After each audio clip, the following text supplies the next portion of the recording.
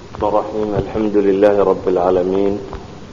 والصلاة والسلام على رسول الله اللهم وفقنا لما تحب وترضى وبعد فالسلام الله عليكم ورحمة الله وبركاته. اخوتي في العقيدة مرة شرحنا اما كلمة من نصيرة النبي عليه الصلاة والسلام أصرمتي أها درسي ولا لضع أنا قلت لك يعني درس بلارنا الله لكن وكان حسين ماشي سيلتك واحد waxaan isku dayi doonaa inaan waxoogaa taariikhdii nabiga calayhi salaatu wasalaam masiiradiisiina wax ka nidhaano waxaanan isku dayi doonaa inaan qaab aan ilqaynayo aanan kitaabka farta marinaynin inkastoo dadka inta badan codsanayeen kitaabka raxiiqulmakhtuum la yidhaahdo aniga sawigala macaan yahayba akram diyaal cumar ee asiira nabawiya saxiixa kiisa la yidhaahdo laakiin waxaan isku dayi doonaa un bal cumuuman labada kitaab baynagoo adeegsanaynaa wixii oo kooban inaynu soo bandhigi doono waayo siirada nebigu calayhi salaatu wasalaam waxa ay tilmaamaysaa waa diintii oo la dhaqangeliyey marka waa dadkii diinta dhaqangeliyey nebiga calayhi salaatu wasalaam iyo saxaabadiisii oo ah sifadii ugu saxsanayd ee loogu dhaqmo islaamka innaga waxaynu haynaa hadda isagoo qur-aan iyo sunno ah oo qoraal ah laakiin marka kane waxa weeyaan isagoo camaliya oo dad ay matalayaan qur-aanka iyo sunnadii yani dad ama bashar dhaqankiiba waxay matalayaan qur-aanka iyo sunnadu siday u ekaayeen saa daraaddeed way fahamkeedu wuu ka dhow yahay qofku inuu markiiba suuro fiican ka fahmi karo diintu siday ku faaftay ama wixii ay siday ama risaalada iyo macnaheediiba waxaan isku dayi doonaa markaasi balsay labada sheekh usoo naqliyaan inta badan inaanu soo guuriyo haddii ay jiraan mawaadiic ama meelo loo baahan yahay in gaar loosii tiltilmaamo insha allahu haddaynu awoodno oo isku dayi doonaa cumuuman culamada muslimiintii markay siirada ka warramayaan waxay u sameeyaan gogoldhac ama hordhac hordhacaasi waxay ka bilaabaan ama waxay ku tilmaamaan wixii nebiga ka horreeyay calayhi salaatu wasalaam hordhaca waxaa looga dan leeyahay inay dadku fahmaan bulshadii uu nebigu u yimi caynkay u ekayd si aada u garan karto inta ay guurtay bulshadani markii dambe siday u ekaatay yani waxaad qiimeyn fiican sawiri kartaa nebigu calayhi salaatu wasalaam iyo saxaabadii uu soo saaray iyo mujtamacii muslimiinta ee kawinmay siday u ekaadeen inta uu u jiray mujtamacii hore ee jaahiliga ahaa oo markaad ka jaahiliga ah suuradiisa aragto ayaad garanaysaa dadkani inta ay guureen inta ay leekay waxaa kaloo runtii dhadhawaanayo aad garan kartaa maadaama mujtamac nooca u egba la raray oo islaamnimada ay bedelka intan lee ku samaysay inaanu jirin mujtamac dunida ka mid ilaa in la rari karo noocan loo rari karo ay ku xidhan tahay uun sida alla inoo waafajiyo subxaana wa tacaala iyo sida dadku juhdi uu bixiyo o dadka diinta tan ugu yeedhayaan qaybtaa hore markay ka warramayaan culamada taariikhda islaamiga ah qorta qaarba sibay u tilmaamaan qaarkood ilaa aadam bay isku dayaan taarikh muujisa inay kasoo sheegaan yani min aadam kutubu taarikh in badan oo ka midi nebi aadam bay kasoo bilaabaan qaarkood waxay ka bilaabaan dhulka iyo cirka iyo sidii alla u sameeyey waa ka ilaa ay soo gaadhsiiyaan laakiin taariikhahaas hore ee qadiimka ah waxoogaaga yaree waxyigu sheegay mooyaane inta badani maxfuud maaha sidaa awgeed labadan kitaabee horteena yaalla midba inbuu soo koobaya laakiin waxay isku dayi doonaa inaan si fudud u wada guud maro kow ummadda carbeed iyo dhulkay degto waa dhul macruufa carabina intan jaziira alcarabiya la yidhaahdo unbay taarikhdeeda oo dhan degi jirtay carabta taariikhiyan markay culamadu qaybinayaan ilaa 3 qaybood bay ka dhigaan carab ay yidhaahdaan waa alcarab albaa'ida ama carabtii tirtirantee hore ee gabowday waa caad iyo thamuud iyo kuwan qur-aanku ka warramo iyo carab ay ku tilmaamaan alcarab alcaariba oo ah qaxdaaniyiinta nimanka la yidhaahdo carabta gasha iyo carab almustacraba oo ah kuwii nebi ismaaciil calayhi salaam ka abuurmay ama cadnaan cidda gasha ah inkastoo culimmada badh ay leeyihiin qaxtaan iyo cadnaan labaduba ismaaciil bay galeen waana sida uu rajaxaya ibn xajar alcasqalaani xafidahu llah raximahu llah alxaafid ibn xajar waa sida uu rajaxayo oo isagu wuxuu leeyahay labada kooxoodba qaxtaan waa min aali naabit binu ismaaciil buu qabaa halka ay qoladan kale ka yihiin cadnaan ibnu ismaaciil ay ka galayaan. marka aynu soo koobno had iyo goor taariikhda carabeed marka la tilmaamayo maalan qaxbaaniyiinta nimanka la yidhaahda asal waxa uu ahaa yaman, laba qabiilo waaweynna waa u qaybsanaayeen, niman ximyar la yidhaahdo iyo niman kahlaan la odhan jiray. kahlaan inta badan waa guureenoo shaam iyo masar iyo dhulkaasi dadkii degi jiray markii dambe ayay u badnaayeen. ximyar inta u badnaa dadka meesha tan kusoo hadhay. carabta kale ee mustacrabka ee cadnaaniyiinta loo nisbaynayo waa carabta markaasi nebi ismaaciil si dhaba uga abtirsata. nebi ismaaciilna waa ina nebi ibraahim calayhim assalaam. nebiyullaahi ibraahimna saynu taariikhda ku wada hayno dhulka ciraaq buu ka soo baxay ama dhulka ciraaq buu u dhashay, dabeetana falastiin buu u hijrooday, kadibna wuxuu yimi maka, halkan markii dambe laga sameeyey. waxaanu keenay saynu wada naqaano xadiidkii bukhaari ku yaallay ibnu cabaas uu warinayo, mawquufka ibnu cabaas ku ahaa siduu sheegayey. haweenaydiisii haajiro la odhan jiray iyo ilmihii ay dhashay oo nebiyullaahi ismaaciil calayhi salaam labadoodaasi ayuu maka keenay. dabeetana maka ayuu kaga tegey isagoo aan waxba uga tegin uga tegay oo qura sibraar biyo ah iyo mid timira, ama laba weeloo midna biyo ku jiraan midna timiri ku jirto, oo u sheegayna inuu ilaahay subxaana watacaala amray inuu halkaa kaga tago. sida aynu taariikhda ku haynana waxaa la tilmaamaa ibraahim inta la hubo 4 jeer oo dambe ayuu meeshaasi kusoo noqday. yani markaa hore ismaaciil keenay, mar labaad ayuu yimi oo ah markan ay nusuusta qur-aanka ka warramaysa uu rabay inuu qalo ama inuu gowraco wiilkii ismaaciil ahaa. falama aslama watallahu liljabiin وناديناه أن يا إبراهيم قد صدقت الرؤيا إنا كذلك نجزي المحسنين إن هذا لهو البلاء المبين وفديناه بذبح عظيم. marka الله سبحانه وتعالى kaga warramayo oo ay qolada kitaabka tawraad haysata ama kana imka tawraad ku sheegay sifr takwiinkooduna uu ku sheegay inuu dhowr iyo 10 jir markaa ahaa nabiyullaahi ismaaciil. mar labaadkii uu ku soo noqdayna waa markay axaadiistu ka warramaysaa inuu yimi oo dabeetana u yimi isagoo nebi ismaaciil ka maqan yahay gurigiisii oo gabadh u qabay uu ugu yimi. dabeetana uu weydiiyey xaalkooda iyo siduu yahay oo ay sheegatay markaasi in dhib badan ay haysato, nolosha ay cidhiidhi ku tahay, oo yidhi waa tegayaa inankaygii fariintaa gaadhsiiya. waxaad ku tidhahdaa aabbaha wuxuu ku yidhi catabada albaabka ama kaabada guriga iska bedel ayuu ku yidhi aabbaha. nebi ismaaciille markii uu yimi ay gabadhii u warrantay wuu fahmay aabbihii warkii uu uga tegay oo ahaa gabadhan iska sii daa, mid khayr badan maahee. dabeetana waa iska sii daayey. waxaa kaloo riwaayaadka xadiidku sheegayaan mar kale inuu ismaaciil yimi nebi ibraahim mar saddexaad inuu kusoo noqday dhulkaasi. markaa saddexaadna wuxuu yimi isagoo ismaaciil gabadh kale uu guursado, tii hore uu furay. gabadhii kale markuu la hadlayna ee uu xaalkooda weydiiyeyna waxay ku tidhi waa fiicannahay, iyana fariin buu u faray oo wuxuu ku yidhi waxaad ku tidhahdaa inankaygii waa tegayahay isagoo maqan markana buu yimi oo safar buu jiro. wuxuu yidhi fariin labaad xaafadaadanaba yani gabadhan hayso waraa buu uga tegey. mar afraad bay taariikhdu sheegaysaa, taariikhda sugan ee la hayo axaadiistiya qur-aanka oo ah markuu kacbada dhisayey. uu ismaaciille nin weyn ahaa, isaga iyo ismaaciil markay kacbada dhisayeen 4 jeer bay yidhahdaan buu nebi ibraahim kusoo noqnoqday meesha iyo markaa hore uu kaga tegey. taariikhda carabeed cumuuman markaaynu tilmaamno nebigu calayhi salaatu wasalaam dee wuxuu ka tirsan yahay siduu axaadiista saxiixa ayba ku sugnaatay. ilaahay wuxuu doortay buu yidhi nebi ibraahim, ibraahimna wuxuu doortay wiilkiisi ismaaciil ahaa. ismaaciilla kanaana laga doortay, kanaanana quraysh baa laga sii doortay, qurayshna reer banu haashim baa laga doortay, reer banu haashimna anaa layga doortay buu nebigu lahaa calayhi salaatu wasalaam. markaynu taariikhda carbeed cumuuman eegno waxay iska koobnaayeen qabaa'il bay ahaayeen. 3 meelood baa iyada boqortooye ka jiri jirta,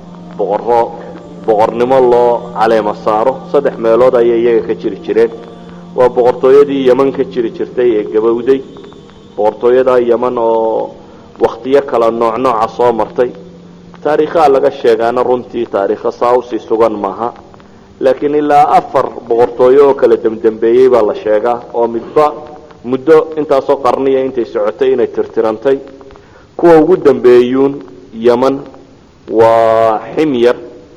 qabiilka la oran jiray oo kamid ah qaxtaaniyiintaasi intay lahaan jireen boqortooyadoodii macruufka ahayd ee lahaan jireen boqortooyinka uu sii dambeeyay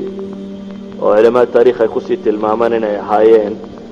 kuwii markaasi ugu dambeeyay ee ka jiri jiray wadanka Yaman oo la soo gaarsiiyay inay yihiin kuwii ay ka dhasheen markaa Dunawaasna la oran jiray Yahuudi marka mid intuu qabsaday in Najraan oo Kristaan ahaan jirtay lagu laayay way culimada qaarkood u nisbeeyaan inay tahay sababtii ay ku soo degtay qutila asxaabi al-ukhdud an-nar ذات الوقود على كل حال marka soo duubno Yaman boqortooyo ka jiri jirtay Hira meesha la yiraahdo Iraq kamidana boqortooyo ka jiri jirtay Shaamna boqortooyo ayaa ka jiri jirtay Hijaaz iyadu marnaba boqortooyo caynkaasi kama jiri jirin imaarooyin baa ka jiray baa la iska yiraahdaa laakiin boqortooyo rasmi kama jirin marka aynu soo qabanno magaalada Makka oo ahayd magaalada aynu oran karno ee taariikhda islaamiga ku weyn una baahan waxoogaa yar inaynu ka sheegno qaab nololeedkeedii markii saynu wada naqaano waa magaalo ku ooli jirtay meel buuraleeya oo laba buurood hareeraha kaga wareegsan yihiin oo sida bil oo kale ay ku yihiin aan Quraysh baana degtay meesha tan gaar ahaan Qusay ibn Kilab ninkii la oran jiray oo kamida Quraysh nabiga kaleey salaatu wasalaam ku aftirsada kamida Qusay ibn Kilab ayaa degay meesha tan Qusay ibn Kilab waxa yiraahdaan waa ninkii koowaad ee awooda inuu googooyo dhirta Kaabada iyo meesha xaram ka baxda lama gooyn jirin dadkuna inaan la gooyn bay u haysteen haddana sharcigu saasoo qaba laakiin Qusay ibn Kilab waqtigiisii gooyay baa la yiri markuu googooyay ayuu dabeetana soo dajiyay xaramka gudihiisii markaas buu Quraysh u kala tilmaamay meel ay kala degdegto oo inay xaggan deg in kala xaggan dajiyay in badan u dajiyay Quraysh maal qabeenkeedii iyo dadkeedii hantiilayda ahaa inta badan Batha oo Makka ayay degi jireen Batha oo Makka waa inta godan baa la yiraahdaa ee Kaabaduna ay agteeda ku taalo marka aynu eegno Makka iyo maamuladeedu si kala dambeeyeen akhiran waxa qabsaday nimankaasi Quraysh la yiraahdo oo waday ka yahay ninkaasi la yiraahdo Qusay ibn Kilab hareeraheedana waxa deganaa qabaa'il kale oo ay ka mid yihiin Kanaana oo ay ka tirsantay Quraysh waa laf kamida qabiilkaasi Kanaana la yiraahdo Quraysh markaasi waxay noqotay dad isku dayay in ay tijaaro adeegsadaan baac mushtar ayuu ahaa awoodooda ugu weyni magaalada Makka la yiraahdana si fiican ayay u degeen qabaa'ilkii hareeraha ka deganaana waxay la galeen heshiisyo nabadgeliyeed dabeetana tijaaro ayay samaysteen marna u baxda Shaam iyo Iraq marna xaggan Yaman u baxda waxay u fakareen tijaaradoodaasi si ay u suurto gali lahayd dabeetana waxay u sameeyeen wax ilaaf la yiraahdo oo ah wadooyinka ay tijaaradoodu sii marto inay la yeeshaan qabaa'ilka dega heshiisyo nabadgelyo la galaan isla markaasi inay wax cashuuro kala oo ay ilaaf u bixiyeen inay ka siiyaan isla markaasina inay adeegsadaan xataa nimanka madaxda ah ee qabaa'ilkaasi u madaxda ah tijaaradooda inay saham ka siiyaan share inay kala qayb gali karaan inay siiyaan si tijaaradooda ay u socoto amalkaasi mesela heshiisyada la galay ee ku saabsanaa tijaarada Quraysh ay xooga ku noqotay ninka isna sameeyay waa Hashim ibn Abd Munaf oo isna kamid ah awowiyadii nabiga kaleey salaatu wasalaam yani Qusay waa awowiyadii hore ee nabiga kaleey salaatu wasalaam oo ninka Quraysh ma ka dajiyay tijaarada tan ninka isugu xidhayna waa Hashim ibn Abd Munaf oo isna kamid ah nabiga kaleey salaatu wasalaam awowiyadii tijaarada yani iqtisaadka markaynu soo duubno wuxuu salaysnaa koow qayb tijaaro yahay sanaacada ama farsamada waxa la yiraahdaa aad bay ugu yaray waxoogaa hubkay samaysan jireen iyo dhariyaha iyo waxoogaa sariiraha iyo guryaha waxa caynkaasi kamida in xoola raacataana way lahaan jireen iyo inuu gaarsada laakiin asaaska dhaqaaleed ee Makka lagu deganaa waxay ahayd magaalo tijaareed magaalo baac mushtar bay ahaan jirtay maadaama ay magaalo baac mushtari ahaan jirtay baac mushtarkana asal uu yahay nabadgelyo quraysh waxay ahaan jirtay meel degan meeshay degantahay maka ahi dad badanna waxay kula jirtay mucaahadaad ama heshiisyo waxaanay ahayd un tijaarada waxa ugu badan ay ka shaqayso heshiisyada ay qabaa'ilka kale la gashayna waxay u fudaydisay in tijaaradooda ay tijaara duwaliya noqon karto oo ay duwalka kale iyo dhulka kale la baayac mushtarayn karaan weliba dagaaladii ka dhaxeeyey Persia iyo Romanska ama labadii dawladood ee waaweyn ee markaa jiray ina waxay carqalad galiyeen dariiqii iyaga u dhaxeeyay tijaariga ahaa ee isku xidhayay Yurub ama waqooyigaas oo dhan iyo Asia dariiqa isku xidhaa inta badan Sham iyo Iraq iyo dhulkan baa la mari jiray dagaaladii labada dawladood u dhaxeeyay baa xidhay taasi waxay sababtay baa la sii yiraahdaa in aan dariiqi marka uu aad u xoog bato tijaaradu inay marto oo mesela India iyo dhulka alaabta laga keeni jiray waxay iman jirtay baa la yiraahdaa badda ay soo mari jirtay Yemen bay iman jirtay dabeetana Yemen bay Maka ka tagi jirtay Maka ka qaban jirtay markaasi Sham iyo xagga Roman isku ka taliya saasi daraadeed waxay noqdeen dad isku xidha mujtamacaad badan oo tijaari ah ayay Maka ahayd reer Makana maadaama ay tijaaradaasi in badan ka shaqaynayeen waxay noqdeen dad maalqabeen badan uu ku jiro oo reer Maka rag baa kibirku gaarsiiyay weelkoodu dahab wax ku cabi jiray weelashay wax ku cabaan dahab ay Abdullah ibn Jadaan in la oran jiray iyo koobku wax ku cabaa dahab uu ahaan jiray marka Qurayshi waxay yeelatay tabaqaad kala sareeya tabaqo tijaarada raasul maalka weyn haysata oo heshiisyada kula jirta dawladaha ama qabaa'ilka iyo wadooyinka dadka dega oo waliba tijaaradoodu qaab shirkado kale ay u dhisan tahay oo ah qaafilo aad u badan la israaciyo oo dadkoo dhan shares la siiyo laga qayb galiyo inay tijaarada si ka wada qayb gali karayaan oo dadka danyarta aan wax badan haysan ribo wax ku siisa nidaamka ribowiga bangiyadu isticmaala iyo tabaqaad aan waxba haysan oo aad u fuqara ah oo aad u waxtar aan waxba haysanin labada kooxoodba way deganaayeen dekadaha isticmaali jireen inta badan meel shacbiya la yiraahdo ay ahaan jireen oo ay dekadan jideemka taqaaniina macruufka ah waxay bilaabantay baa la yiraahdaa khilaafadii Uthman radiyallahu anhu ayay bilaabantay markaasi Maki waxaan leenahay umuuman waxay ahayd magaalo baayac mushtar oo xaggan xabashida iyo Afrikana waxa ka iman jiray buxuurta iyo dhirtan la shita iyo baalgorayeedka iyo maxaa la yiraahdaa foolmaroodiga iyo harkaha iyo ninka madow la adoonsado xagga Shaamna waxa ka iman jiray baa la yiraahdaa inta badan waxa la cuno daqiiqda iyo sarreenka iyo saliidaha iyo khamriga iyo cinabka iyo waxaasina xagga Shaam bay uga iman jireen xaggan India ama India dhankeedana iyaga waxa uga iman jireen inta badan looxa iyo filfisha iyo bahaaraadka yani waxyaabahan yaryar raashinka lagu darsado tirada badan leh dharka iyo xariirta iyo waxaan la tolo weelasha waxaasina inta badan waxay ka iman jireen dhanka kan India tijaaradaas bay u dhaxeeyeen siyaasadda Quraysheedna umuuman waxay ahayd siyaasad ku salaysan deganaanshiyo iyo in loo dhimriyo iyo heshiisiyo in la galo oo may ahayn dad dagaal badan waayo taariikhda Quraysh waxay yiraahdaan qabla intaanu nabigu iman alayhi salaatu wasalaam aanay dagaalka u xidhan horteed taariikhan waxa loo hayaaba afar dagaal waxay galeen afarta dagaalna waa xurubul fijar afarta loo oran jiray afarta dagaalna inta badan waxa la yiraahdaa munaawashaad yaryar baab iska ahaayeen yani dagaal xataa aad u waaweyn ma ahayn ee dagaalo waxoogaa loo lama yaryar oo aan saa si badnayn buu ahaa saadaradeed waxa la yiraahdaa Quraysh intan ka horeysay islaamka may ku badnayn dagaalku siyaasadooduna waxay ku salaysnayd in dadka heshiis iyo tijaarada in shirkad laga siiyo iyo lacag iyo qaabkan fudaydka ah ay ku salaysnayd waliba waxa kale siinayeen mudnaan kale waxay deganayd markas diiniyo dadku diin ahaan buu uga dambeeyay markas diiniya ayay deganayd oo diintii Nabi Ibrahim laga dhaxlay wixii ka soo haray meesha uu sii yaalay inkastoo markii dambe waqtigii ay khuzaaciyiintu ka talinayeen meesha tan ay diinta qaldeen gaar ahaan ninkii la oran jiray Amr ibn Luhay al-Khuzaaci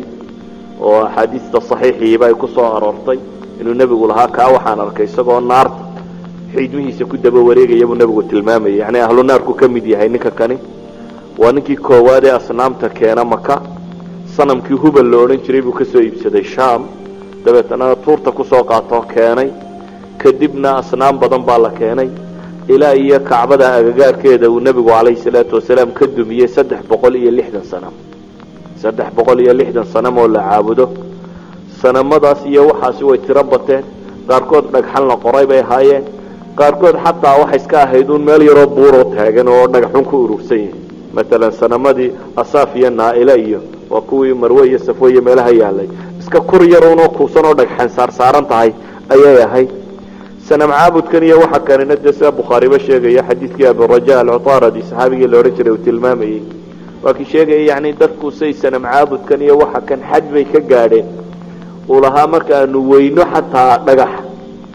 intaanu ciid isku ururinaa baanu neef adhiya ku lisnaa buu yidhi markay isku dhegtaan caana idaadoo kale marka lagu liso isku dhego ciidda yari ay sii dhagaxoo kale u ekaato baanu sanam ahaan u caabudi jirnay yani xad markaa xataa dhagax la waayo in caana lagu lisi jiray ciidda inay isu yaro dhegto uun aad waxaa u batay asnaamtaasi iyo cibaadaadkaasi la halmaala sanamadaasi markaynu usoo noqono magaalada maka iyo dhismaheeda iyo qaabkay u salaysnayd waxaynu leenahay kacbada ay deganaayeen baa dad badani kaga dambeeyey oo qurayshi manzilo ay ku haysatay markaynu eegno maka iyo dadkii u kala dambeeyeyna jurhum ayaa taariikhda inta la hayo kuwii ugu horreeyey ahaayee nebi ismaaciilba uu ugu yimi agagaarkooda iyagoo degan dabeetana khusaaca dabeetana quraysh baa degtay quraysh weliba qusay ibnu kilaab ninka la yidhaahdo markaynu eegno taariikhda maanta la hayo kama badna maalan adabka jaahiliga carabeed iyo waxaa marka la eego waa ilaa 150 sannadood qabla alislaam taa macnaheedu waxa weeyaan 400 iyo waxoogaagii meelahaasi ayay u badan tahay taariikhdu wixii ka dambeeyay si fiican loo hayo ee meesha tan taalay waxaana bilaabay uu ninkaasi qusay ibnu kilaab la odhan jiray markuu meesha tan degay qusay ibnu kilaab markuu dhirtan googooyey quraysh meesha dejiyey oo inta maalqabeenkiina magaalada meesha gudaheeda ay sii deganayd dacalladeedana inta aan waxaysan baa inta badan deganayd wadaaiftii diiniga ahaydna isaga ayaa reerkooda u qaybqaybiyey ama caruurtiisii qusay ibnu kilaab waxa ugu weyne uu meesha tan ka sameeyey waxaa ka mid ahaa daaru nadwa oo ah guri ay qurayshi ku shirto oo laysugu yimaado oo taladoodu ka go'do gurigaasi oo runtii ay yidhahdaan waa waxyaabihii saaciday inay maki ahaato meel nabadgelyo iska salaysan waayo mar haddii la hayo meel waayeelku intuu isugu yimaado lagu shiri karo arrinta lagu gorfayn karo qadiyad kastaoo dhacda mar haddii ay soo gaari karto waayeelkoo loo soo gaadhsiin karo waa arrin inta badan nabad iyo xal ku dhammaan karta qusay ibnu kilaab markaa waxyaabaha caanka uu sameeyey waxaa ka mid ahaa daaru nadwa meesha la yidhaahdo oo uu ka sameeyey guri yar oo xagga albaabka kacbada u furan oo ay odayada quraysheed oo dhami fadhiistaan oo lagu shiro waxaa ka mid ahaa inuu liwaaga quraysheed isagu markaasi gacanta ku dhigtay oo inaan dagaal geli karin qurayshe ilaa iyo liwaagan ay hayaan mooyaane waxaa ka mid ahaa yani xijaabada oo ah furahan kacbada inay iyagu haystaan iyo sadanada iyo cidda u wadaadada iyo intan oo dhan inay iyagu gacanta ku hayaan waa xijaabadii oo ka mid ah rifaadada waxa la yidhahdo rifaadat lxujaaj oo ah xujaajtu markay yimaadaan waxa aan waxaysan in diyaafo loo sameeyo meel ay wax ka cuni karaan dadkan soo xajaya waayo xajku waa cibaadaadkii uu ka tegay nebi ibraahim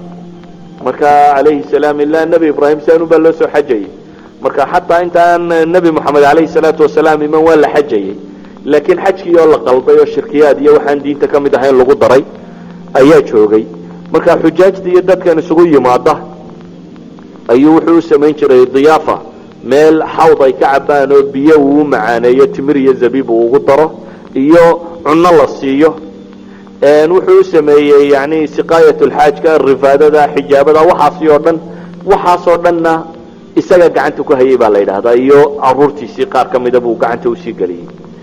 maalan daaru nadwaha uu sameeyo kale baa la yidhaha albaab bay lahayd xagga masjidka kacbada usii jeeda waa meeshii umuurta dagaalka iyo nabadda iyo waxaasoo dhan lagu go-aamin jiray waa meesha ay ku samayn jireen cuquudoodii maalan wixii heshiise ama guur ha noqoto ama heshiisyada dhaqaale iyo waxaan la kala baac mushtarka socda ha ahaato waxaana fadhiyi jiray baa la dhaha mala-ulqowm madaxya waaweynta reerka nin 40 ka yari ma fadhiisan jirin bay sheegaan culamada taariikh markay ka warwaramayaan daaru mashhuura bay ahayd runtii qusay ibnu kilaab ninkaa la yidhaahda quraysh ka tirsanaa magac weyn buu ku yeeshay quraysh dhexdoodii caadaadkii iyo dhaqamadii iyo wixii uu u gooyey qurayshna diin bay ka dhigteenba in sidooda loo raaco aan waxba laga qasin ama ha noqoto siduu ugu qaybqaybiyey arrimahaasi maamulka ah ama ha noqoto wixii caadiya dhaqan uuga tegey tolkii waxay ka dhigteen uun wax diin oo kale ah oo sideeda loo ilaaliyo gaar ahaan nimanka odayada ee qurayshi ninkaas wixii uu go-aamiyey iyo go-aamadii waagaa la qaatay sideeda ayaa loo qaatay isaga dabadiina waxaa soo baxay runtii rag ka mid ah abnaadiisii ama dadkiisii ou ka mid yahay hashim ibn cabdimunaaf oo uu ka mid yahay almualib oo ka mid yahay cabdilmualib oo ka mid yahay aba aalib oo dhammaantood aan odhan karno waxay sii kala dhaxleen inay sii haystaan wixii uu aabahood ka tegey ee ku saasiibnaa qadiyadaasi maamulka maalan hashim ibn cabdimunaaf ibnu qusay yani qusay waa awowgii waa ninkii bilaabay heshiisyadana in lacag loo qoro dadkan wadooyinka ee tijaaradooda ay martaan ee ilaafka waxaan loo bixiyey ee ka dhigay tijaaradii quraysheed inay noqon karto mid duwaliya oo ka baxsan meeshan yaroo dhan waana ninkii uu qoday baa la yidhaha ceelal badan buu u sameeyey reer mako ay ka cabaan walaalkii oo almualib ahaa ayaa ka dhaxlay markuu isagu dhintay qabsaday mualib wuxuu ku caan ahaa baa la yidhahdaa nin dulmiga neceb buu ahaa nin akhlaaqda fiican dadka fara buu ahaa nin cibaado badan buu ahaa quraysh markaa oday ay ka dambeeyaan buu ahaa waxaa ka mid ahaa hashim inankuu dhalay ee mualibna adeerka u ahaa ee loo bixiyey cabdilmualib magaciisa caadiga shayba baa la odhan jiray oo waxaa la yidhahdaa hashim ayaa qabtay baa la yidhaahdaa hashim markuu guursaday ee wiil dhalay ayuu ka tegey wiilkii uu dhalay wuxuu kaga tegay yani isagoo yar ayuu hashim dhintay dabeetana odaygan mualibaba waa dambe loo sheegay isagoo wiilkii 6 jir meelaha maraya ama weynaaday wuu doono wuu soo qaaday markii uu keenayna carabtii ama quraysh waxay aragtay wiilkan yar uu sito dabeetana wiilkii waxay isaga bixiyeen war waa adoon yar oo isagu keensaday bay cabdilmualib bay u bixiyeen yani magaciisa asalkii shayba buu ahaa mualibna waa adeerkii oo hashim la walaala oo soo koriyey markaasi oo keenay dabeetana cabdilmualib buu iskaga caanbaxay cabdilmualibna wuxuu runtii nin aada ugu caanbaxay deeq oo shaybat alxamdi bay markay doonaanna odhan jireen waanu kaloo ku caanbaxay waa ninkii u qoday mar labaad ceelkan zamzamka ah yani zamzamka nabiyullaahi ismaaciil ayaa ka tegey laakiin waxay yidhahdaan khusaaca berigii meesha laisku dildilay ee ay arkeen inay ka baxayaan bay aaseen ama dabooleen ama tirtireen marka meesha waa la waayey waxaa la sheegaa inuu riyooday cabdilmualib ilaa 4 jeer uu riyooday markii ugu dambaysayna in loo tilmaamay meeshay tahay riyadaasi sanad xasana bay runtii ku soo aroortay ilaa cali ibn abi aalib ka soo aroortay dabeetana ceelkan buu u qoday ceelkii zamzamka markuu qoday ee soo saarayna waa muran dambaa ka yimi oo quraysh baa ku qabsatay quraysh markay ku qabsatayna qaab bay u garnaqsadeen calaa kulli xaal insha allah waa laga yaabaa inay mar dambe aynugu soo noqoto waxaan uga jeednay intan aynu ka warramayno oo dhan cumuuman inaynu ka waranno qaabkay u dhisnayd magaalada maka iyo sidii loo joogay laakiin taariikh ahaan marka laga warramayo taariikhda had iyo goor waxay ka bilaabaanuun nebiga calayhi salaatu wasalaam dhalashadiisii maadaama taariikhdeenu dee nebiga uunay ku salaysantahay calayhi salaatu wasalaam inta ka horeysa waxaad moodaa inaan wax badan laga sheegin ama wax badan dadku ka odhanin waxa ugu badan ee laga warramaa un inay tahay nebiga calayhi salaatu wasalaam iyo dhalashadiisii mararka ugu badan waxa kale laga warramaa waa zamzamka iyo sidii uu qodmay iyo in la tilmaamo un ma'aasirtan reerkii uu nebigu ka dhashay inay reer meesha magaca kale ku ahaayeen hadduu yahay odaygii qusay ee magaalada degaankeeda iyo waxa kan waxaynu naqaanaa nebiga calayhi salaatu wasalaam marka laga warramayo nasabkiisa nasabkiisu 3 qaybood buu u qaybsamaa qayb culamaa'i taariikh ama culamaa'i siira dhammaanteed way isku waafaqsan yihiin qaybna aad bay isugu khilaafsan yihiin qaybna iyada waxa laga sheegaaba waa iska war ku tirkuteena 3 qaybood aynu tilmaamayna waxa weeyaan qaybta ilaa cadnaan inta la gaadhayo cadnaan inta la gaadhayo oo 21 awow ka tirsan 21 ka tirsan culamada taariikhda soo warisa dhammaantood way isku wada waafaqsan yihiin yani nabiga in la oran jiray Muhammad ibn Abdullah ibn Abdul Muttalib ibn Hashim ibn Abd Munaf ibn Qusay ibn Kilab ibn Murra ibn Ka'b ibn Lu'ay ibn Ghalib ibn Fihr Fihr waa ninka Quraysh la yiraahdo Fihr markaasi 10 buu ka soo tirsadaa xagga dambe Adnaan iyo Fihrna 10 kale si kala tirsadaan 22 kaas iyaga waa la isku wada waafaqsan yahay waxaana u badantay inay thaabit yihiin marka Adnaan laga bilaabo ilaa iyo nabi Ismaaciil la geynayo aad ba khilaaf badan u jira yani taariikh kala badan oo aad u kala gadisan oo aan isku xidhnayn ayaa markaas la tiriyaa laga bilaabo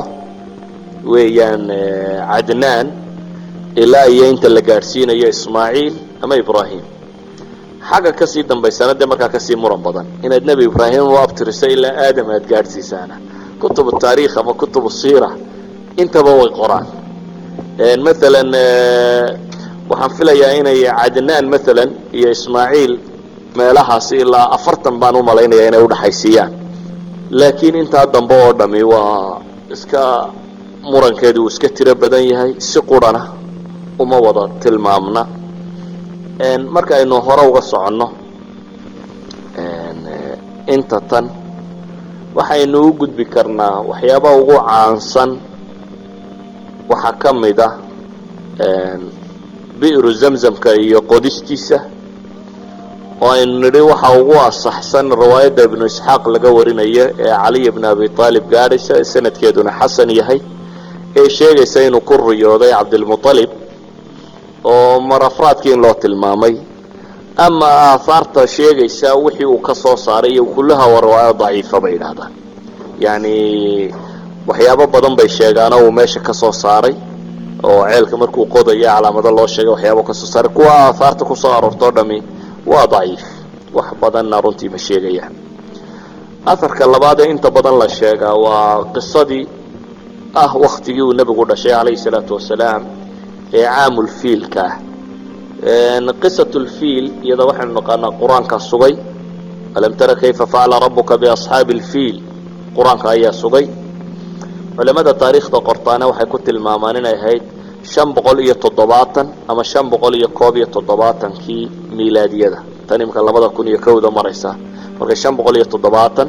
qaarkoodna waxay ku tilmaamaan 571 kii meelahaas inay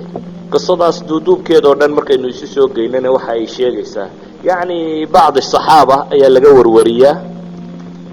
laakiin saxaabada laga wariyay waa saxaaba yar yar oo iyaga iyo qisada tan ilaa 50 sanadood meelahaas ay u dhaxaysay laakiin waxaad garan kartaa una aafaar ka hadhay oo qisadan la wada yaqaan inay jirto مثلا Aisha radiyallahu anha waxay sheegaysaa inay soo gaadhay yani waa sanad saxiix sanad xasan oo ku soo aroortay Aisha kale مثلا waxay sheegaysaa inay soo gaadhay oo ay aragtay iyadu maroodigii abrahaninkii waday iyo kii saayska wahaye meedmeedi jirayba labadaas oo indhoolayaal magaalada dawarsaday inay soo gaadhay yani maroodiyada nimankii waday niman kamida weeyaan oo indhoolayaal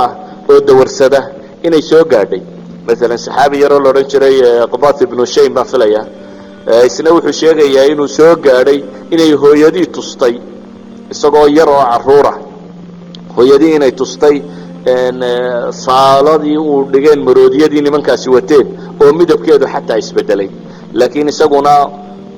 waa caamul fiilka waxoogaa buu ka horeeyay yani wiil yar oo waxoogaa jira sanawaada ayuu ahaa isna waa Tirmidhi baa warinaya ala kulli xaal qarayn badan baa tilmaamaysa ama qisadu siday u dhacday khulaasatul qawl waxa la sheegay in abraha la oran jiray oo xabashi ahaa markay dhul badan sameeyeen oo isku dayeen carabtan ku sii socota kacbadan u xajisay in laga duwo ay u taag waayeen ayuu meel sameeyay meeshii waxay soo wariyaan riwaayadkaas in kastoo aanay xooganayn in nin carbeed kiniisada intuu sameeyay kiniisadii waxun kaga sameeyay ala kulli xaal wax kastaba ha ahaatee ninkan abraha la yiraahdo wuxuu ku talagalay inuu duulo oo uu soo dumiyo abraha markaa waa nin xabashiyeed oo yaman xukuma. xabashidu laba jeer ayay yaman kolba gumaysatay, marka waa mar ka mid a kooxda tan abraha uu joogay, waa markii dambe ayaan rajaynaya. abraha wixii kasii dambeeyey waxaa qabsaday yaman persia. marka nebigu calayhi salaatu wasalaam markuu soo baxay ee nebinimada lagu soo dejiyey bershiyan baa haystay, yaman eeraan baa haysatay. waktiga ay xabashidu haysatay meesha tan ayuu ciidan diray, ciidankaasoo ugu talagalay inuu kacbada soo dumiyo.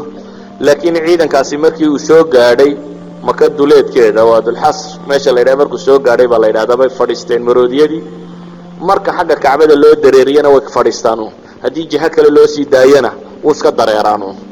meeshii iyagoo joogana ilaahay baa kusoo itixaamay tayran abaabiil tarmiihim bixijaaratin min sijiil. shimbirahaasi duulaya ee dhagxanta la dhacaya ayaa yimi. shimbirahaasi dhagxantii bay dadkii la dhaceen, dadkii badh meeshii bay ku dhinteen,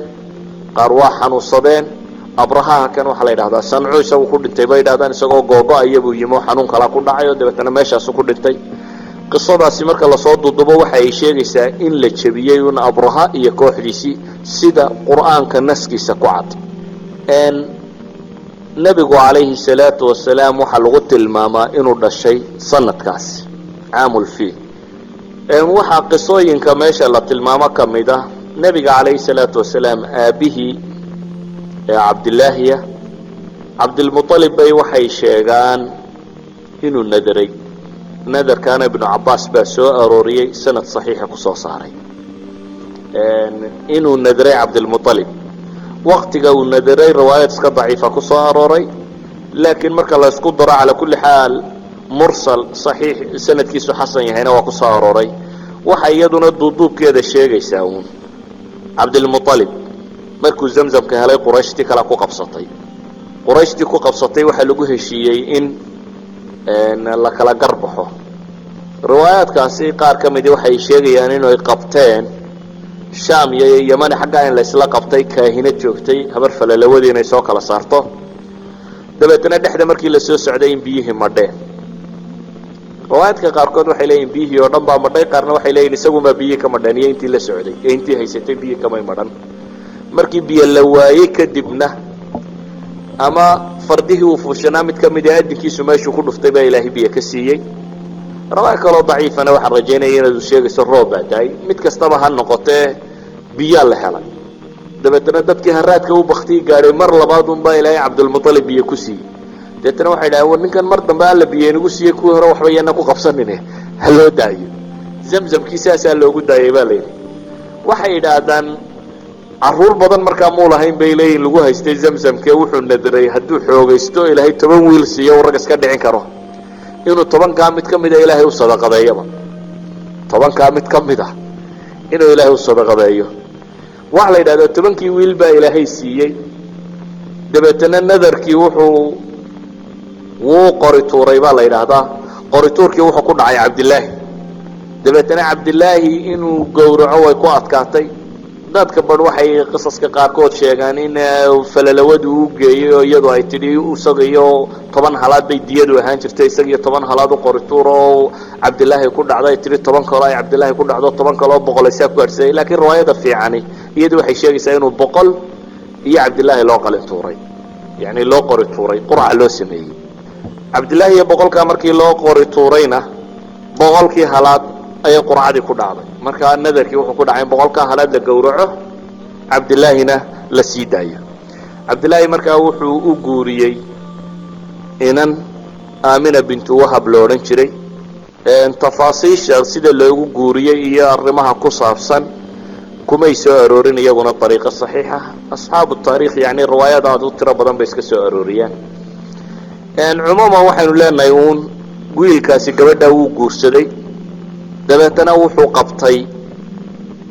madiina. riwaaya baan rajaynaya inay xasan tahay baa sheegaysaa inuu u diray timir inuu uga soo iibiyo oo timir ka doono. cabdilmualib uu uga diray madiina. markii uu madiine yimina wuu ku xanuunsaday cabdilaahi. markuu xanuunsadayna uu geeriyooday. wuxuu geeriyooday riwaayadka saxiixisay sheegayaan iyadoo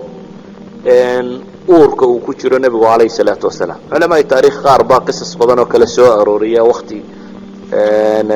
inuu nebiguba dhashay intan saro inuu jiray waxaa laakiin inta badani waa iska wada daciif waxaasi in sha allah waxa saxiixa inuu uurka isagoo ku jira uu dhintay nebiga aabihii calayhi salaatu wasalaam culamada taariikhna waxay wariyaanba islaantii markaa gabayo borordiiq oo ay tirisay oo ay odaygeeda dee dhintay u tirinaysay nebigu calayhi salaatu wasalaam wuxuu ku dhashay markaasi maka dhalashada nebiga calayhi salaatu wasalaam war badanoo ustuuro ah baa laga sheega warar badanoo aan waxba ka jirin laakiin waxaynu isku dayaynaa waxaas aan waxba ka jirin tirada badan loo dhan inaynu iska dhaafno nebigu calayhi salaatu wasalaam magaalada maka ayuu ku dhashay sanadkaasi la yidhaahdo caamulfiilka caamulfiilkaasi oo u ahaa baynu odhan karnaa irhaas yacni nebiga calayhi salaatu wasalaam alla uu sii muujiyey oo yacni basharkao dhamme qadiyad ay sii fahmeen oo warkeedu dunidoo dhan uu gaadhay oo aada uu gaadhay qaabkii uu nebigu u dhashay waxa ku soo arooro oo dhammi inta badan waa wada daciif iyo mawduuc iyo kadaab waxa ku jira waxaan khayr badan lahayn allahuma ilaa xadiid xasanaa jira xasan ligayrihi weliba isaguna ah oo sheegaya in ay ku riyootay nebiga calayhi salaatu wasalaam hooyadii nuur ka soo baxay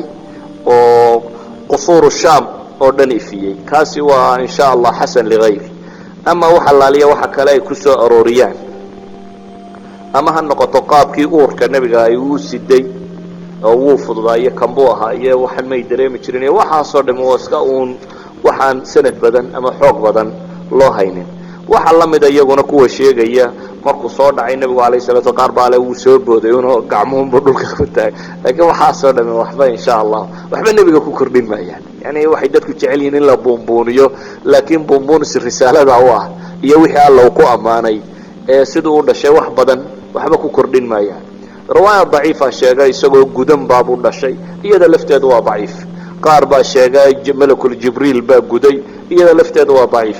qaar baa sheegay inuu cabdilmualib guday iyana waa daciif laakiin waa iska macquul in la yidhaahdo cabdilmualib maadaama uu isagu hayay oo aanu aabihii uu dhintay oo awowgii ahaa oo isagu soo korinayay inuu isagu gudo oo xanaaneeyo oo taasi waxa macquul oo sida caadiga ah waafaqsan ama waxa kale la sheegay oo dhami waa wada daciif waxba kama jiraan waxa kaloo la mida waxyaabaha axaadiista daciifka tirada badan leh ama mawduuca kadaabinta badani ku jiraan lagu soo arooriyo jin baa yeedhiyey oo wax sheegay ama sanamadii iyo macaabidii wathaniyiintao dhan baa daadatay ama boqortooyadii kisre iiwaankeedii baa soo dhacay ama buxayradii yareeye saawo la odhan jiray baa biyo laga waayey ama dajla yani wax badan bay sheegaan laakiin kullu haadihi wax ka soo qaad male saasi daraaddeed waxaasoo dhan waa iska dhaafaynaa waxaynu ku daynaynaa inuu nebigu dhashay calayhi salaatu wasalaam hooyo ilmo caadiya siday u umushayna in loo umulay in nebigu calayhi salaatu wasalaam taariikhdii uu dhashay waxa ay culammada taariikhda qora isku wada waafaqsan yihiin waktiga la yidhaahdo caamil fiil laakiin maalin muu ka dhashay waa qadiyad iska muran badan maalan saaxib araxiiq almakhtuum wuxuu isagu leeyay mid waa laisku wada waafaqsan yahay axaadiis saxiixa ku soo arooray inuu nebigu isniin dhashay iyada taa muran kuma jiro inuu nebigu calayhi salaatu wasalaam maalin isniineed dhashay iyada wax murani kuma jiraan axaadiis saxiixina waa ku soo aroortay waana saas bay ku sugan tahay sanadkaasi caamulfiil inuu dhashayna waa inta badan culamada taarikhda waa isku wada waafaqsan yihin laakiin goormay ahayd waxa mashhuura oo aada u caanbaxday oo dadku inta badan uu haystaa inay tahay 12kii rabiicul awal waa sida ugu mashhuursan laakiin wax ku asaxay ma jiraan ibnu isxaaq ayaa soo arooriyey 12kii rabiicul awal inay tahay ibnu isxaaqna sanad sugan kumuu soo aroorin dhalashadaasi nebigu calayhi salaatu wasalaam inay 12keeda ahayd alwaaqidi oo aada uga sii daciifsan isagu wuxuu soo arooriyaa inay ahayd 10kii rabiicul awal abu macshar asindi ninka la yidhaahdo oo culamaa ilxadiid agtooda isagana daciifka ah inkastoo ay yidhaahdaan basiir buu fi lmagaazi ku ahaa sidaa waaqadiyo kale isna wuxuu soo arooriyey labadii rabiicu lawal saaxibu raxiiq almakhtuum wuxuu isagu qaatay maxmuud baashi alfalaki wadaadka la yidhaahdo taxqiiqiisa sida uu ku sheegay oo ah waxay baadheen isniintu meesha ay kaga dhacayso rabiical awalkii sanadka ku beegnayd dabeetana waxay yidhahdeen isniintaasi waxay ku beegnayd 9kii rabiicul awal qoladaasina iyagu waxay ku tagtay iyagu aan taariikh ahaan daliil soo aroorinayeen soo waxay aroorinayaan ay tahay uun min xayta taariikh isniintaasi goorbay ku beegmaysay ayay eegeen maalmahaasi dabeetana waxay qaateen inay ku beegmaysay 9kii rabiicul awal dhankan kale marka la sheegay bay yidhaahdeen waxay ku beegmaysaa 20kii ama 22kii ibriil 571 sida uu qirayo weeyaan moxamed sulaymaan almansuufuri isku soo duuduub waxa loo badan yahay inuu rabiicul awal qaybteeda hore waqti kamida dhashay nabigu calayhi salaatu wasalaam laakiin bidabdi mid ma jirto walidalik raggan mawlidka wadwada iyo waxa kani meel laba hubin bay u mawlidsanayaan yani in mawlidsato waxa ka horeysa inaad maalintii inay tahay in la garto laakiin waxay ahayd haddii sunno la rabo in isniinta sunno ahee la soomo kaasaa ku filan yani nabigu calayhi salaatu wasalaam marka la eegayo maalan qadiyadda mawlidka ku saabsan dhalashada ku saabsan muu tacdiiminin tii ku saabsanayd taariikhda maalintay ka ahayd ee waxaa la weyneeyey maalinta toddobaadka maalintay ka ahayd idan haddaad rabto nebiga calayhi salaatu wasalaam weynayntiisii wuxuu nebigu weyneeyey maalintuu dhashay oo isniina mawlidkeenu inta badan isniinba kuma beegmo mar jimcaynu mawlidnaa mar khamiis baynu mawlidnaa mar laakiin asalku waxa weeyaan in la mawlido unbay ahayd maalin isniineed isniintuna waa inaad soonto qaabka loo mawlidana waa kaati qaabka uu nebigu jideeyeyna waxa weeyaan in maalinta isniinta ee wiig walba ku jirta inay sunno tahay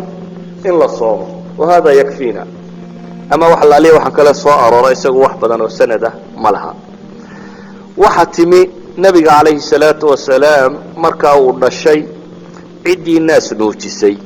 hooyadii mooyaane yaa kale naas nuujiyey xadiidka saxiixahi wuxuu ku soo arooray marka hore inay naas nuujisay thuwayba gabadhii la odhan jiray oo ahayd gabadh addoona oo uu leeyahay adeerkii abilahab ninka la odhan jiray ee nebiga calayhi salaatu wasalaam kuwii colka ahaa markii uu nebinimada nebiga la siiyey markanuu nebigu yaraayo dhashay un dee inaan adeerkii dhalay unbuu arkayo waa buunbuuninayey markaas gabadh addoona uu lahaa oo ilmo dhashay oo naas nuujinaysa ilmaheediibuu u keenay uu yidhi naas nuuji waana gabadhaasi tii naas nuujisay xamsena walidalik baa nebiga calayhi salaatu wasalaam iyo adeerkii xamse naas nuujinta walaalay ku ahaayeen xamse iyo nebi moxamed calayhi salaatu wasalaam naas nuujinta walaalay ku ahaayeen oo labadaba waxa wada naas nuujisay thuwayba islaantaa la odhan jiray waxaa timi xaliima sacdiya qisada dheer ee ay soo arooriyaan asxaabu siira sanadkeeda muran badan baa ku jira culamo badanina way diidaa sugnaanteeda laakiin waxaa sugan kollayba in nebiga qabiilkaa reer bani saacada la yidhaahdo iyo islaanta xaliima sacdiya la yidhaahda inay naas nuujisay iyadoo ay sugantay tan aynu leenahay ibnu isxaaq aynu leenahay qisada dheere la tilmaamo waa qisada tan iyadu ee sanadkeeda muranku ku jira waa qisada sheegaysay in wakti abaareed ay ahayd oo iyadoo abaar tiro badan ay iska jirto ay gabadhani dumar kale soo raacday dameer yaroo ay lahayd ay soo fuushay dameerkeeda tamar darri daraaddeed kolba loo joogsanayey kadib ay maka yimaadeen ay isku dayeen inay ilmo ay naas nuujiyaan inay helaan way carabta caadadeeda waxa ahayd maadaama maka ay magaalo ahayd ahlu xadar oo reer magaala waxay odhan jireen carruurtu si ay caafimaad fiican u hesho magaalada laga saaro baadiyaha ku soo koraan caanahana baadiyaha ku soo cabaan waxay u arki jireen carruurtu markay baadiyaha ku soo kobocdo inay adadkaato ay fiicnaato oo kuwa magaalada inay ka wanaagsan tahay sidaas daraaddeed carruurta inta badan baadiyaha loo diri jiray islaamaha baadiyaha ee naaskoodu irmaan yahayna naaskooday ku xoogsan jireen oo intay magaalooyinka yimaadaan bay kuwa tujaartu dhashay iyo carruurahaasi meelaha ay odhan jireen keen ilmaha kuusoo naas nuujisay oo kuusoo koriye dabeetana waa lagu maal siin jiray xoolaa lagu siin jiray qisada ibnu isxaaq siduu soo arooriyey wuxuu leeyahay markii ay magaalada yimaadeen ee dumarkii carruur soo wada helheleen moxamed waa la wada dhaafaya baa la yidhi calayhi salaatu wasalaam waayo inan yaroo aan aabba lahayn awowbaa waxoogaa ku siin doona waa iska nin aabihiin nooliyey baa la daydayanayay saasi daraaddeed waxay leeyihiin waa la iska wada dhaafdhaafay magaaladii baan soo marmaray bay leedahay wax la dhaafdhaafo aan kan dhaafnaba markii aan wax kala soo waayey ayaan sidhi bay tihi dee faramadhnaan ha la noqonine haatan wuxuun kusii faralaabo markaasaan iska soo qaatay bay tihi agoonkan yare awowgii leeyahay hala soo naasnujiye saasaan kusoo qaatay bay leedahay sidee baa kusoo baxday laakiin waxay sheeganaysaa markaa iyadu wax badan inay ka aragtay naaskii bay nuujisay oo dabeetana naaskii iyadoo aan waxbaba cunin unbuu iska dararaayo isaga iyo kii yaraayo kale la jaqayeyba uu ka tiro batay oo xoolahoodiibaa ilaahay u irmaaneeyo caanihii iyadoo abaara oo xataa reeruhu yidhaahdaan dadka kale war maxaa halka reerkani xoolaa daajista idina u soo daajin weydeen waa lala soo daajiyaa un dadka kale oo waxba kuwooduma soo faa'iidaan ee uun islaamtan xoolaheedunbaa darara barakaadkaa tirada badan le adigu nusuusta sheegtaa waa ma xoog badna sanad ahaan ma xoog badna culamaduna wax badan bay ka sheegaan laakiin in ay xaliimi naas nuujisay iyadu way sugantay xaliima sacdiya islaanta la idhaha inay naas nuujisay riwaayaadka sheegaya axaadiistu waa sugan yihin insha allahu tacaala intii ay islaantan uu la joogayna nabiga calayhi salaatu wasalaam waxaa dhacday mucjisadii laabtiisa dilaacinta ah nabiga calayhi salaatu wasalaam axaadiista saxiixa iyaduna waxay sugaysaa 2 jeer in jibriil uu qalay mar waa markii israa walmicraajka marna waa markan uu yaraa markan uu yar yahay ee uu qolada tan la joogay xaliima sacdiya gurigeeda uu joogay waxa ay nusuustu sugaysaa in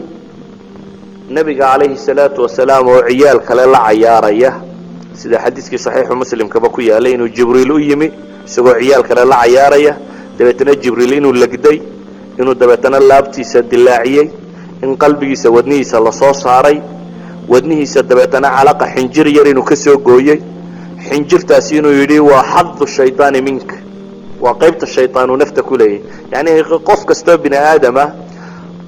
malaguna waa la xidhiidhaa shayaaiintuna waa la xidhiidhaa lama khayrka lagala xidhiidha iyo mid sharka lagala xidhiidhaa jira kaa sharka lagala xidhiidha markaa nabiga isaga laga saaray calayhi salaatu wasalaam jibriil markaa wuu qalay wuxuu ka soo saaray wadnihiina calaqada yar xinjirtaa yar buu ka tuuray dabeetana wuxuu ku sheegay inay tahay xaddu shayطaani mink wuu maydhay tisdi dahaba oo maa u zamzam ay ku jiraan ayuu ku maydhay dabeetana uma la'amah dib buu isugu geeyey meeshiisii buu ku celiyey serjarigaasi ama qalliinkaasi waxaa sameeyey malakul jibriil axaadiis saxiixaana ku sugan inuu jibriil u sameeyey qalitaankaasi carruurtii yaryaraydna waa carartay markaasi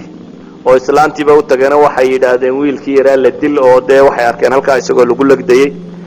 waa markii dambe islaantii soo carartayna waxay u timi nabiga calayhi salaatu wasalaam oo midabkiisii isyaro bedelay ila waa nin qalliin lagu sameeyey dabeetana anas ibnu malik oo xadiidka warinaya wuxuu leeyahay tolmadii raadkeeda waan ku arki jiray buu yidhi nabiga calayhi salatu wasalam anas waa ninkii wiilkii yaraa ee u shaqayn jiray nabiga calayhi salaatu wasalaam markii uu nabigu u hijrooday madiina 10 sanadood oo madiina joogu nabiga khaadimu ahaa anas ibnu malik saxaabiga la yidhahda markaa wuxuu leeyahay nabiga waan ku arki jiray buu leeyahay halkii uu ka tolay malakul jibriil khaydka waan arki jiray buu yidhi meeshaasi xaliima sacdiya markii ay aragtay in wiilkii dee arrimahan in ay kusoo kordheen bay u cabsatay dabeetana way soo celisay masaladaa sheegaysa inay u cabsatay musnadu imaamu axmed bay ku soo aroortay laakiin sanadka ayaa laftiisa wax laga yaro tilmaamaa nin baa la yidhaha muddo lasoo cancaneeyey baa ku jira in sha allah sanadku waa xasan haddii ninkaa cancanadiisa oo tasriixa la helo calaa kulli xaal islaantaasi waxay ka cabsatay maadaama ay aragtay wiilkii wixii ku dhacay oo dhan way cabsatay waxay istiri ilmahan yuu wax kugu noqonin haddaba reerkoodii isaga celi dib bay u soo celisay waxay keentay markaasi magaaladii maka ahayd ayay ku soo celisay waxaanay gacanta ka gelisay markaa reerkoodii hooyadii baa gacanta laga geliyey hooyadiina markii ay muddo yar haysayba way geeriyootay waxay qabatay baa la yidhaahdaa makay usoo kaca madiinay soo qabatay iyadoo rabtay abtiyaasheeda ama wiilka abtiyaashiina inay soo tusto isla markaasi inay soo eegto xabaashii odaygeeda dabeetana markii ay ka soo noqoto ay dhexda soo socoto ayay dhexda ku go'day siday culamada taariikh sheegaan alabwa meel la yidhaahdo maka iyo madiine dhexdeeda ah ayay nebiga calayhi salaatu wasalaam hooyadiina ku dhimatay halkaas waxaa ka soo qaaday gabadhii khaadimadda oo ahayd waayo nebiga markii aabihii dhintay wuxuu uga tegayba baa la yidhaahdaa 5 neef oo geelan filaya iyo in yaroo adhiya iyo islaan madow oo ummu ayman la odhan jiray oo nebiga calayhi salaatu wasalaam tiisoo xaadinada u ahayd ee soo korisay marka ummu ayman iyo cabdilmuطalib oo odaygii hayayaba iska hayay saas baa cabdilmuطalib uu ku hayay ilaa iyo isaguna intii uu ka geeriyoonayay waxaa la yidhaahdaa 8 jir meelaha markuu ahaa iyadana sanad saxiixa kuma soo arorin oo culamada taariikhsay sheegto 8 jir meelaha markuu ahaa buu geeriyooday cabdilmuطalibna markaas baa lagu wareejiyey adeerkii abi aalib nin xoolo badanna ma ahayn laakiin caruur badanna uu ahaa mana xoolo badnayn haddana nebiga calayhi salaatu wasalaam muddo aad u badan ayuu maciisa ahaa ilaa iyo intuu dhowr iyo 40 jir gaadhayay nebiga calayhi salaatu wasalaam si weyn buu maciisa u ahaa in badanna uu la soo wax ka soo rabay inkastoo aan ilaahay ku anfacin diintiisii oo aanu rumaynin abi aalib isagoo 40 sano nebiga u soo gargaarayay in ku dhodhow haddana gaalnimunbuu ku dhintay walidaalika buu nebigu calayhi salaatu wasalaam wuxuu markii u dambaysay uu dhimanaya waa ku lahaa kelimo aan ilaahay aakhiro wax kugu weydiiyuun dheh laa ilaaha illa allah ku dheh markuu is idhaahdo laa ilaaha illa allah dhana habaarqabi abijahloo meesha fadhiya ay yidhahdaan waad ceeboobaysa ma maanta ad inanka yar raacday adigoo quraysh odaygii ay daba fadhiday ee saatan oo halkaasuu u saaray kadibna gaalnimadiibuu iskaga dhintay waana kuu nebigu lahaa calayhi salaatu wasalaam cid gaala ah oo nebigu uu shafeeci doono isagaa jira laakiin shafaacadiisu ma noqonayso mid naar lagaga saaree waxaa naarta kulule weyn baa laga geynayaa iyo waxaa loo geynayaa naar yar oo aan 2 kabood oo naara loo gelinaya laakiin waa 2 marka loo geliyo buu nebigu yidhi madaxiisa yani daxdax min annaar ilaa qoobka naar joogta un adigu ama kaba noqoto ama wax laga noqotee ayaa la gelinayaa laakiin taasaa madaxiisu ka fakfakhlaynaysa xagga sare waa cadaabkaasoo abi aalib gelaya noocaasiya idan ninkii gaalnimo ku dhintaa aabbahay baa sheekh ahaan jiray iyo adeeraday baa awliye ahaa waxba ku heli maysid haddanaad adigu mid khayr qaba aan noqonin walidaalik baa qur-aanku wuxuu kaloo inoo tilmaamayaaba de nebi wiilkiisu ahlu naarka ka mid yihi nebi nuuxse qur-aanku inooma sheegayo wiilkiisii u taag waayey oo lahaa warkaalay anigay soo raaco doonta soo raaco lahaa buurtaan ka fuulaya ayaa iska tag qur-aanku wuxuu kaloo inoo sheegayaa nebiyo haweenkooda ay ahlu naar noqonayaan xaasaskoodu markay raaci waayeen oo waa ka imra'atu nuux وامرأة لوط كانتا تحت عبدين من عبادنا صالحين فخانتاهما فلم يغني عنهما شيئا وحكى عكس القرآن كوينو شيغيا هوين إلهي الرميي الرقود قالاها يقول جنة قليا وامرأة فرعون إلهي آيات كاسكا ورميا إذن أبي طالب با مدسو هي أبي طالبنا قصص بدن baa laga sheegay intuu nabiga hayay calayhi salaatu wasalaam laakiin maadaama aanan haynin riwaayaat saxiixa insha allah iyana iskaga boodayna waxa inta la raaciyaa waa tagistii uu nabigu isagoo dhowr iyo 10 jir ah u tagay buxayra oo raahib iyo wixii lamid ah insha allah halkaas inuu baraka bilaabi doona wallahu a'lam billahi tawfiq